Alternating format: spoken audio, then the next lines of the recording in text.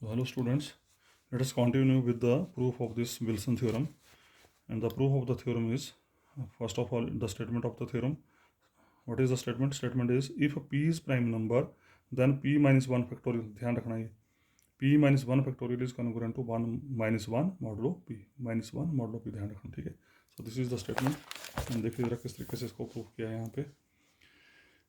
So p की value we are starting with p equal to 2, p is prime number, और आपको पता है prime number they are greater than 1 starting from 2 3 so on. तो पहले p की value 2 ली हमने, फार्मूला में पुट की, p minus 1 factorial congruent to minus 1 modulo p. तो p की वैल्यू 2 है, तो 2 माइनस 1 फैक्टोरियल बन गया 1 factorial, 1 factorial is congruent to minus 1 modulo 2 which is true.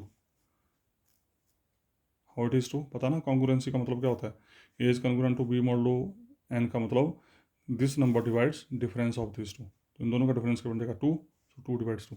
Difference मतलब इसमें से इसको घटाना है. a is congruent to b modulo n means n divides a minus b, so which is true. उसी तरीके से b की वैल्यू 3 रखी, तो 3 के लिए भी रिजल्ट ट्रू हो गया. 2 factorial is congruent to minus 1, मतलब माइनस 1 को साइड लेके आएंगे तो 3 बन जाएगा, 3 divides by 3 which is again true. तो इसका मतलब p की वैल्यू 2 और p की वैल्यू 3 के लिए रिजल्ट आपका ट्रू हो गया. उसके बाद फॉर p ग्रेटर देन 3, जब p की वैल्यू 3 से बड़ी ली तो लैग्रेंजेस ने क्या किया, एक सेट डिफाइन किया उसने, S1, 2, 3, सोन, एक कॉमा बीच में ध्यान रखना, so on up to p minus 1. उसने क्या किया, एक सेट लिया, फाइनाइट सेट, जिसके नंबर्स हैं 1 2 3 so on up to p minus 1. जैसे मान लो p की वैल्यू 10 है, सॉरी p की वैल्यू 5 है, तो नंबर आएंगे 1 2 3 4. p की वैल्यू 13 है, तो नंबर आएंगे 1 से लेके 12 तक, ठीक है. Such that GCD of a, p equal to 1. तो हमने क्या किया, ये एक सेट डिफाइन किया एस, इस तरीके से डिफाइन किया, इसमें मैं अगर कोई नंबर उठाता हूँ ए टाइप का, तो ये नंबर इस तरीके से हमें चॉइस मिली है कि इसकी GCD p के साथ बनानी चाहिए. इस सेट में से आपने जो नंबर उठाया ये इस तरीके से उठाया कि इसकी GCD p के साथ बनानी चाहिए, ठीक है. देयरफॉर ये आप पीछे प्रूव कर चुके हैं, पिछले जो लीनियर कॉन्ग्रुएंसीज की थी, नियर अबाउट रिमाइंडर थ्योरम की थी हमने कॉन्ग्रुएंसी में, उसके आसपास ये आपने स्टडी किया है. मतलब AX congruent to 1 modulo p, this is a linear congruency and this linear congruency has always unique solution. It is proved already, ठीक है जी. तो ये हम प्रूव कर चुके हैं, पूछे AX congruent to 1 modulo p has a unique solution, और ये congruency हम स्टडी कर चुके हैं. Let x equal to a dash belongs to s. फिर क्या किया मैंने, s का एक और एलिमेंट उठाया a डैश, इस तरीके से उठाया कि ये a डैश इस कॉन्ग्रुएंसी को सेटिस्फाई कर रहा है. ये मिलेगा, पक्का नंबर मिलेगा आपको कि ये a डैश जो इस कॉन्ग्रुएंसी को सेटिस्फाई कर रहा है, मतलब a dash is congruent to 1 modulo p, ठीक है जी. उसके बाद अब कंडीशन इम्पोज कर रहे हैं, इफ बोलता है कि अगर a और a डैश दोनों सेम हो जाए, क्योंकि a भी ऐसे से ले रहे हैं, a डैश भी ऐसे से ले रहे हैं, तो हो सकता है कंसाइड कर जाए. अगर एक कंसाइड कर गए तो उसका मतलब a square is congruent to 1 modulo p, a square is congruent to 1 modulo p का मतलब p divides a square minus 1 means p divides a minus 1 into a plus 1, क्योंकि p प्राइम है. और ये भी हम थ्योरम प्रूव कर चुके हैं पिछले सेक्शन में, फर्स्ट सेक्शन में, कि if p is prime and p divides a into b, then p divides either a और b. तो इसका p divides either a minus 1 और p डिवाइड्स a प्लस 1. इसका मतलब अगर p a माइनस 1 को डिवाइड करेगा तो a 1 के कॉन्ग्रुएंट हो जाएगा, अगर a प्लस 1 को डिवाइड करेगा तो a माइनस 1 के कॉन्ग्रुएंट हो जाएगा. इसका मतलब अगर इसको डिवाइड करेगा तो a और 1 दोनों सेम हो जाएंगे, इसको डिवाइड करेगा तो a और माइनस 1 दोनों सेम हो जाएंगे. देयरफॉर अब ये यहाँ पर आके यहाँ तक तो हो गया, यहाँ आके लैग्रेंजेस ने फिर बताया कि how the proof of this theorem, ठीक है. तो यहाँ आके उसने, अब ये चीज़ इंपॉर्टेंट है, यहाँ उसने क्या थ्योरी दी, यहाँ पे लैग्रेंजेस ने, उसने एक नया सेट डिफाइन किया S1. ऐसा सेट था 1 से लेके p माइनस 1 तक के एलिमेंट्स का. S1 सेट डिफाइन किया उसने 2 से लेके p माइनस 2 तक, ध्यान रखना खास है. S1 सेट लिया हमने 2 से लेके p माइनस 2 तक का, ठीक है. और ये सेट इस तरीके से लिया कि a डैश और a, मतलब S1 का एलिमेंट और s के एलिमेंट आपस में बराबर नहीं है.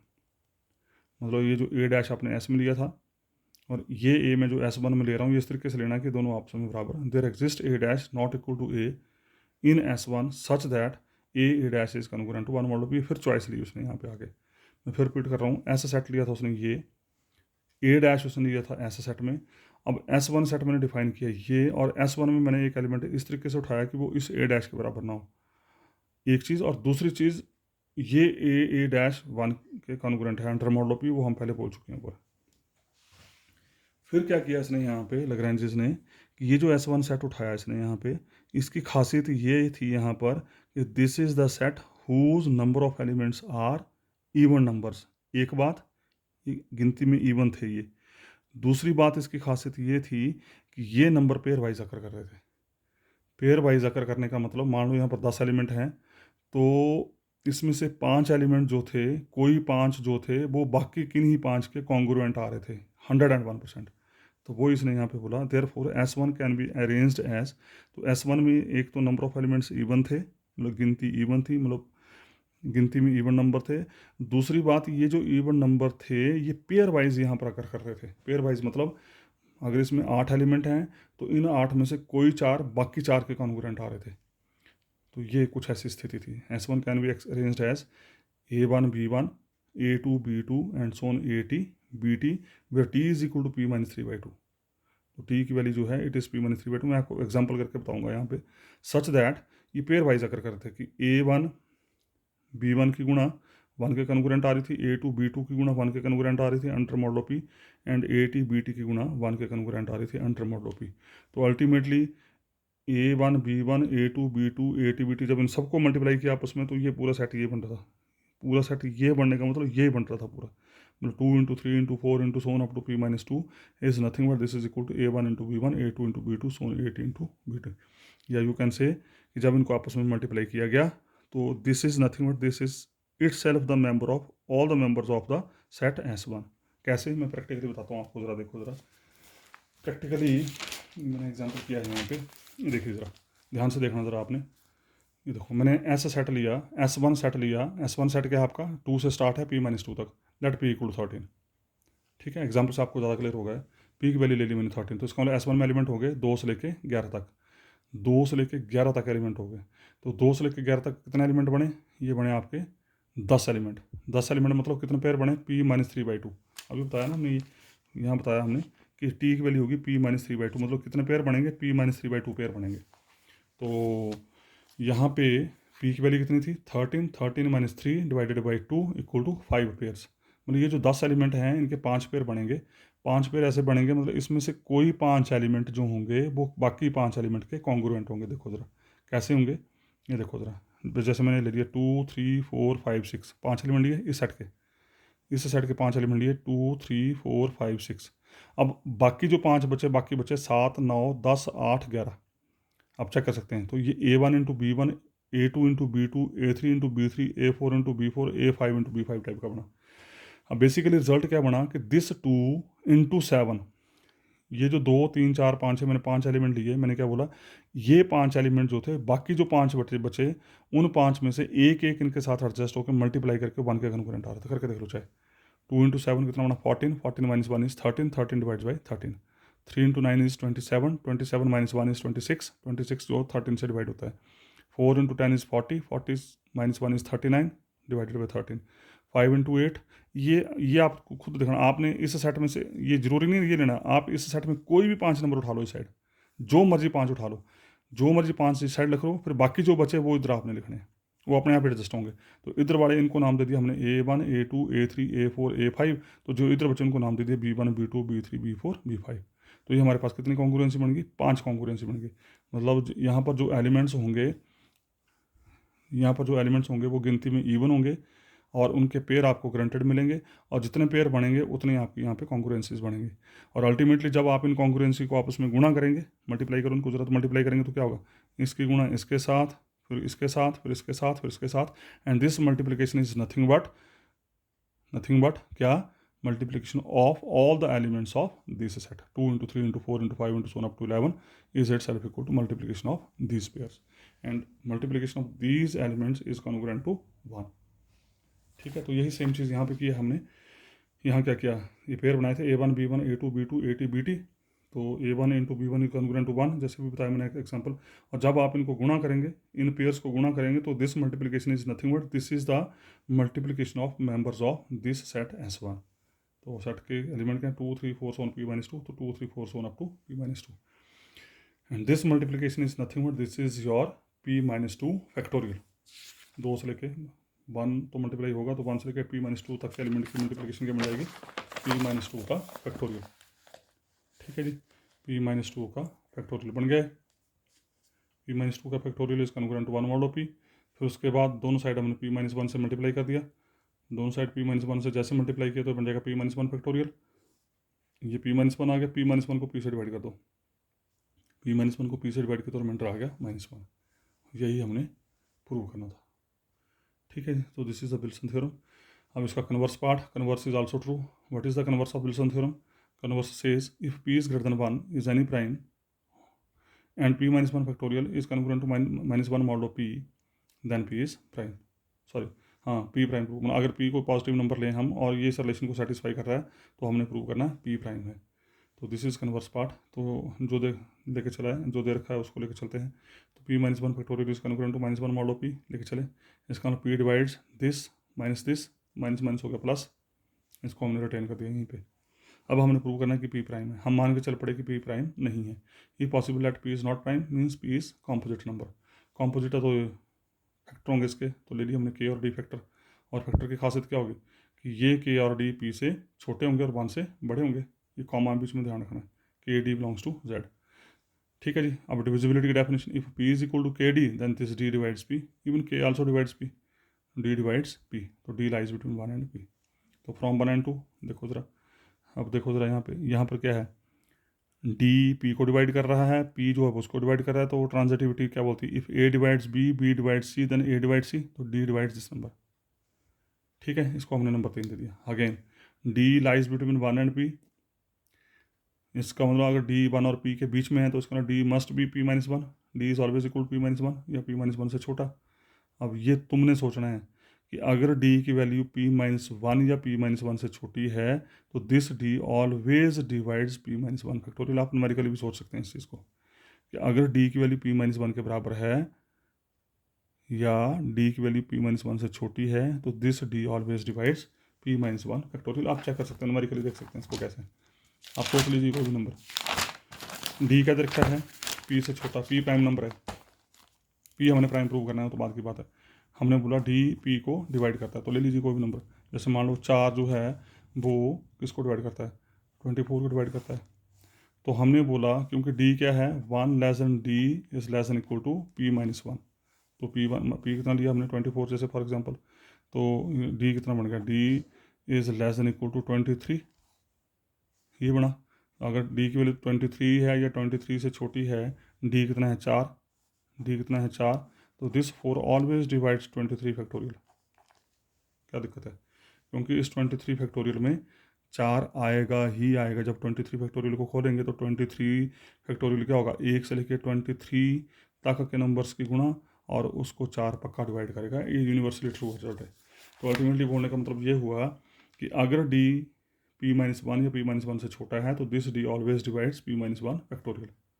और उसके बाद फिर हमने थ्योरम नंबर 55 यूज़ कर ली। थ्योरम नंबर 55 क्या बोलती है, अगर ए बी को डिवाइड करता है, ए सी को डिवाइड करता है तो ए बी प्लस सी को भी डिवाइड करता है। अगर ए बी को डिवाइड करता है, ए सी को डिवाइड करता है तो ए दोनों के लीनियर कॉम्बिनेशन को भी डिवाइड करता है। तो इन दोनों के सम को डिवाइड करके तो ये कैंसिल हो गया।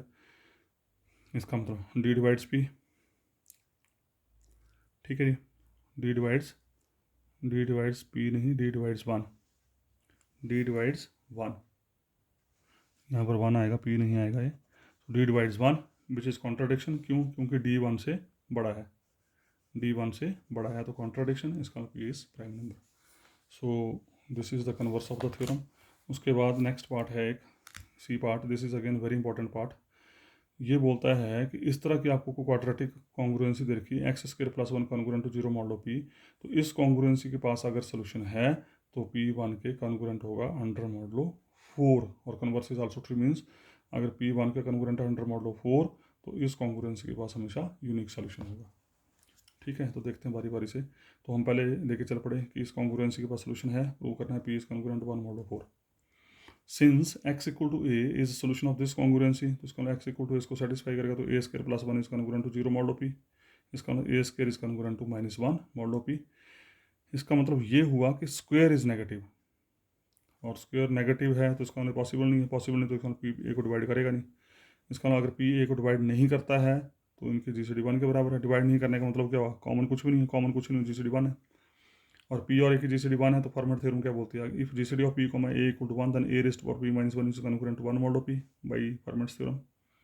उसके बाद हमने क्या किया, इस पावर में 2 से डिवाइड कर दिया, 2 मतलब 2 कैंसिल हो जाएगा, ए की पावर पी माइनस को we can write A square into P minus 1 की पी माइनस 1 बाई 2 2 कैंसिल हो जाएंगे यहाँ पे, ठीक है। तो उसके बाद नेक्स्ट स्टेप में अब ये चीज़ें आपको बिल्कुल प्रैक्टिकली रखनी है। अब इस ए स्क्वायर को, this A square is congruent to -1 तो we can put here A square is congruent to -1 तो we can put A square. Otherwise तो तरीका ये होगा कि this is congruent to this, ये चला जाएगा इधर, ये आ जाएगा इधर, तो A square is congruent to -1, फिर इसको इंटरचेंज कर देंगे। पर आप कर सकते हैं डायरेक्ट यहाँ पे, आप कॉन्सेप्ट क्लियर रखिए यहाँ पे, ए स्क्वायर इज कॉन्ग्रुएंट टू -1, ये ए स्क्वायर की जगह आ गया यहाँ पे -1, ठीक है। तो ये आ गया -1 की power P minus 1 by 2 congruent to 1 mod of p. Number 3 आ गया।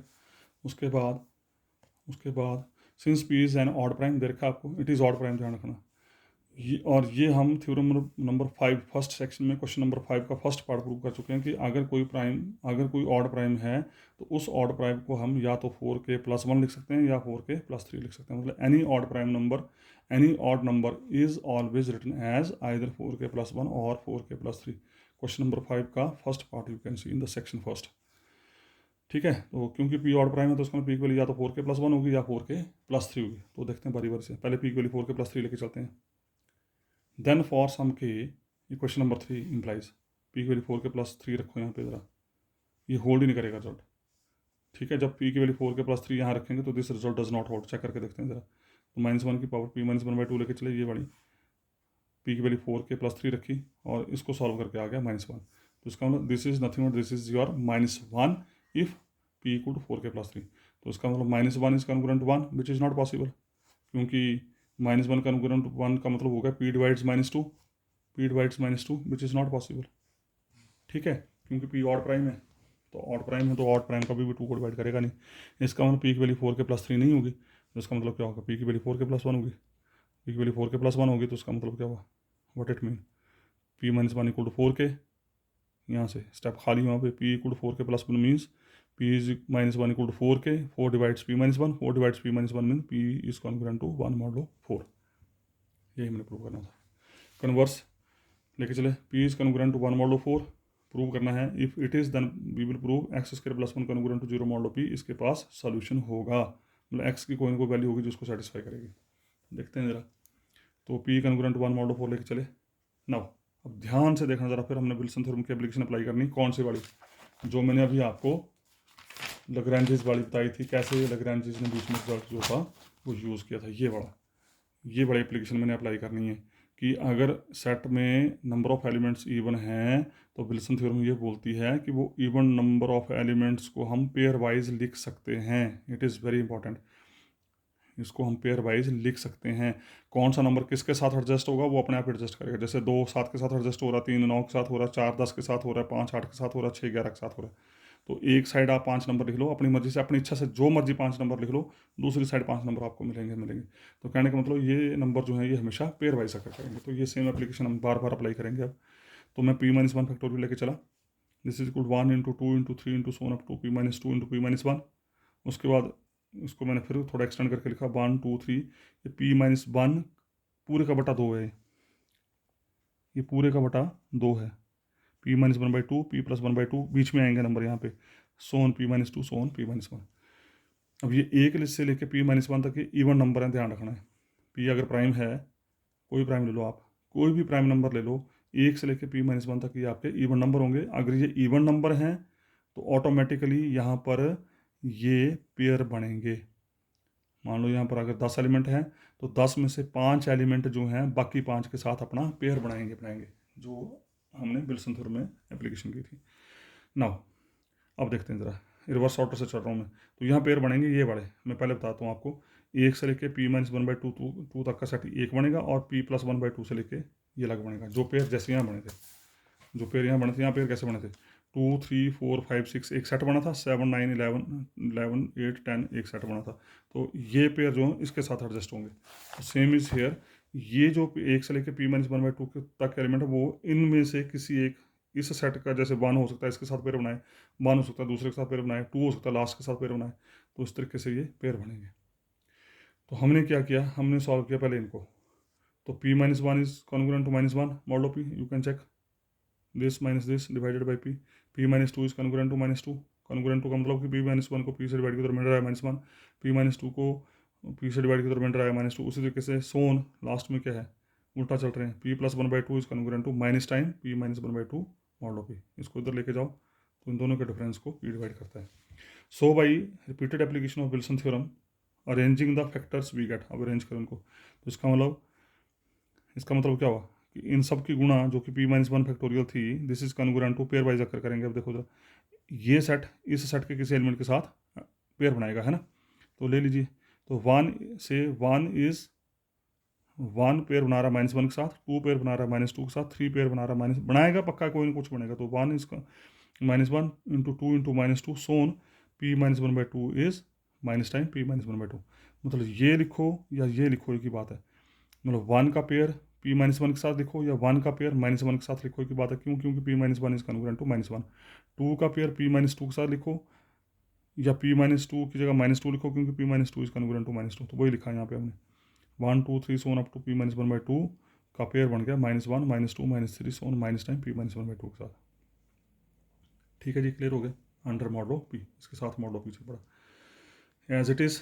अभी माइनस साइन कितने आए, माइनस वन से लेके minus two minus three so on minus p minus one by two. तो माइनस साइन कितने आ रहे हैं, p minus one by two. तो माइनस वन की power p minus one by two बाहर निकाल दी मैंने, one into one, two into two, three into three, p minus one by two into p minus one by two, two two time अगर कर रहे हैं ना, तो ये होल स्क्वायर आ गया यहाँ पे। ठीक है जी, ये आ गया होल स्क्वायर। तो अल्टीमेटली ये बन गया आपका p minus one factorial is congruent to this, और p माइनस वन फैक्टोरियल किसका कॉन्ग्रुएंट होता है, माइनस वन का कॉन्ग्रुएंट होता है। p minus one factorial minus one का कॉन्ग्रुएंट होता है विल्सन थ्योरम। तो p माइनस वन, इसको हमने इधर लिख दिया, इसको हमने इधर लिख दिया, p माइनस वन का factorial is congruent to minus one by Wilson theorem, इसको दे दिया नंबर 5। ठीक है जी, उसके बाद फिर क्या किया, बट लेकिन हमें पता है p is congruent to one modulo four दे रखा है, इसका मतलब p minus one equal to four के बाई डेफिनेशन ऑफ डिविजिबिलिटी, मतलब four divides p minus one, तो p minus one equal to four के। अब इस p माइनस वन को उठाकर नंबर 5 में पुट कर दिया। नंबर 5 क्या था, ये था, ये whole square is congruent to minus one modulo p। इस माइनस वन को उठा के सर लेके आ गए, प्लस वन हो गया। ठीक है, तो ये बन गया आपका, अब देखो जरा ध्यान से देखें जरा इसको, ये बन गया आपका एक्स स्क्वायर, ये एक्स की जगह आ गया, X square plus one congruent to zero modulo p। तो एक्स की जगह कौन आ गया, ये नंबर। तो इसका मतलब ये हुआ X equal this number satisfy this relation. If this number satisfy this relation because we proved X की जगह ये वैल्यू का whole square plus one is congruent to zero modulo p। इसका मतलब ये नंबर आपका इस रिलेशन को सेटिस्फाई कर रहा है, मीन्स ये वैल्यू इसका सॉल्यूशन होगी, और इसका अगर सोल्यूशन होगी तो इसका मतलब ये सॉल्वेबल हो गया। ठीक है, और यही हमने प्रूव करना था कि अगर p वन के कॉन्ग्रुएंट है अंडर मॉडल फोर, तो एक्स स्क्वायर प्लस वन जो है वो जीरो का कॉन्ग्रुएंट होगा अंडर मॉडल p, और इस क्वाड्रेटिक कॉन्ग्रुएंसी के पास सॉल्यूशन होगा। So this is the result. इसी के साथ मैं इसको यहीं स्टॉप कर रहा हूँ, और नेक्स्ट क्वेश्चन हम देखते हैं फिर नेक्स्ट वीडियो में। Thank you very much.